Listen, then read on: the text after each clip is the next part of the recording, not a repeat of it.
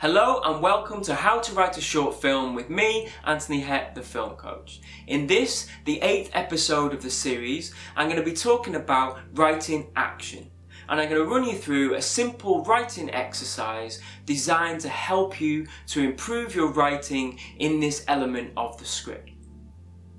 So when I approach writing action in a screenplay, the way I like to do it is to approach it as though I'm writing poetry.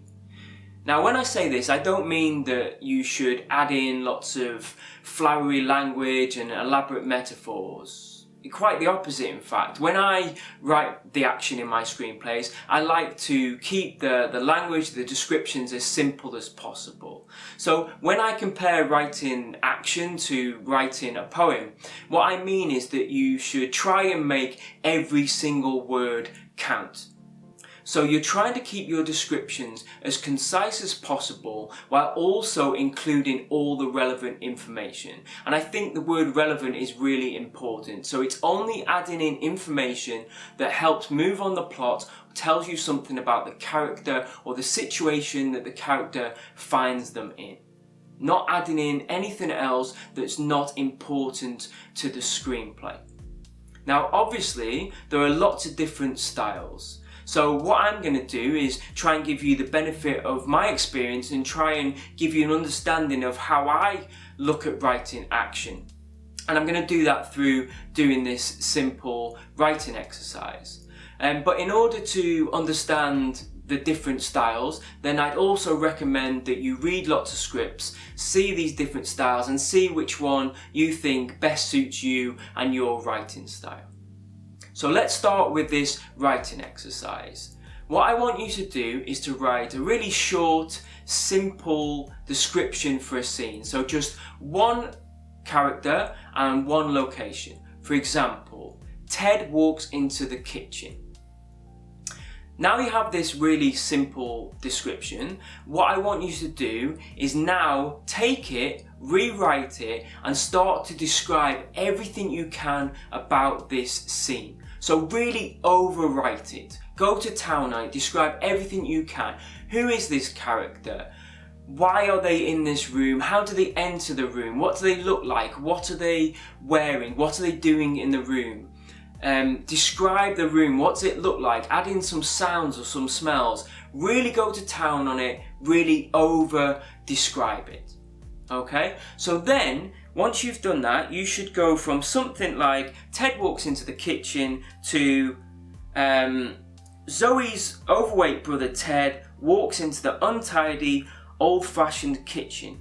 He is still wearing his work uniform and a red baseball cap. The bin is overflowing with rubbish and the sink is overflowing with dirty plates. He stomps into the room. He's clearly in a terrible mood. He looks very angry and starts flinging open the kitchen cupboards. He appears to be looking for something. So now you've got this extended, wordy description. And what I want you to do is to start looking at it in detail and see what you can get rid of to edit it back down. So have a look at it and then see what's really obvious that can just come out straight away. So if we look at my example, there's the line, he stomps into the kitchen, he's clearly in a terrible mood. So the fact that he stomps, the action, he stomps into the room, suggests that he's clearly in a terrible mood, so I don't need to state it. So I can get rid of the second half of that line. Then if we look at the line, flinging open the kitchen cupboards, he appears to be looking for something. Again, we don't need both halves of that sentence. We can have flinging open the kitchen cupboards, and then it suggests that he's looking for something. Or you can say, looking for something. And you don't need to say flinging open the kitchen cupboards. And what that does is it leaves a bit of freedom for the actor and for the director to decide how they are going to search that room. So, next up, what I would suggest is that you look at the individual descriptions that you've written for the characters and for the setting. And have a look, how important are they for the scene and for the rest of the film? So for example, Is it important that the character is overweight or that they're still wearing their work uniform? How significant is the red baseball cap, and how detailed do you need to be in your description of the kitchen? So let me take the description of the red baseball cap. So let's use that as an example. How significant is it that he's wearing a red baseball cap? Now, if that's just a stylistic thing, if you think he's going to look good in the baseball cap, if we don't see it for the rest of the film, then it doesn't need to be in your description. Leave that open, have a discussion with the director or with the costume designer that you have some ideas around the costume, but give them a little bit of freedom to decide how the character should be dressed. You would only include the red baseball cap in the description of the scene if it is significant. So for example, do we see a previous scene or a later scene in the film where we see a person, a character, maybe we see an outline of a man and we can't really see who it is, it's dark, but they're wearing a red baseball cap. And something important happens in that scene, there's an incident, an accident, something that's going to affect the rest of the film, and we see this character in a red baseball cap, and then we see Ted enter the room in a baseball cap, or we think back to a scene we've seen previously with Ted in the kitchen in the red baseball cap, and rightly or wrongly, the reader, the audience are going to assume that's the same person. And as a writer, you might be introducing a red herring, and it might not be Ted, but you're doing that on purpose. So it's important that you put in the scene that Ted is wearing the red baseball cap. But if this is not the case, then it doesn't need to be in there. It doesn't need to go in, and you can take that out. So now you've started to take out all these descriptions that are unnecessary, and you're left with something like Zoe's brother Ted, still dressed in his work uniform, stomps into their untidy, old-fashioned kitchen and starts to angrily fling open the kitchen cupboards. So that's a lot more concise. I've taken out a lot of information that wasn't needed. I've gone down from around 6 lines to just 2 lines. But there's still lots of information in there. It's still rich with information. Zoe's brother Ted. So that would suggest that earlier in the screenplay, we've met Zoe, now we meet Ted, and you're telling the reader that Ted is Zoe's brother.